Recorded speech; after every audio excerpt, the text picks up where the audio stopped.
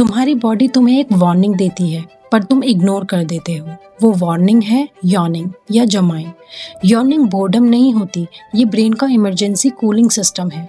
जब जमाई रुक जाती है, ब्रेन का टेम्परेचर धीरे धीरे बढ़ने लगता है, ऑक्सीजन कम मिलती है, फोकस गिरता है, रिएक्शन स्लो होता है। सबसे रिस्की बात, तुम्हें पता भी नहीं चलता कि ब्रेन ओवरहीट हो रहा है। इसलिए जब जमाई आए उसे रोको मत, हो सकता है वो तुम्हारा ब्रेन तुम्हें बचा रहा है।